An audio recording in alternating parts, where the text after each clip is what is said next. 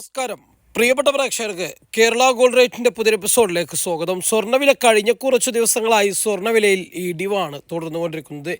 നേരിയ ഇടിവാണെങ്കിലും 4 ദിവസമായി തുടർച്ചയായ വിലയിടിവ് മാർക്കറ്റിൽ കാണുന്നു.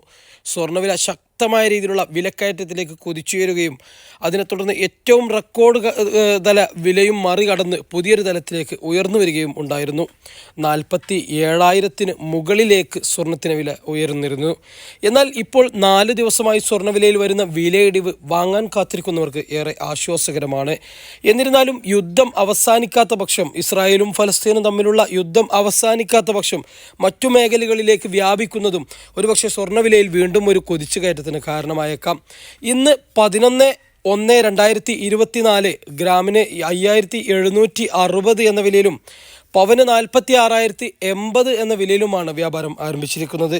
നേരിയ തോതിലുള്ള വിലയിടിവാണെങ്കിലും വിവാഹ ആവശ്യങ്ങൾക്കും മറ്റും വാങ്ങാൻ കാത്തിരിക്കുന്നവർക്ക് ഏറെ ആശ്വാസകരമാണ്. എന്നാൽ പുതിയ ആളുകൾ സ്വർണത്തിലേക്ക് ഇൻവെസ്റ്റ് ചെയ്തവർക്ക് ഏറെ പ്രതീക്ഷാജനകമാണ് വില കൂടും എന്നുള്ളത്.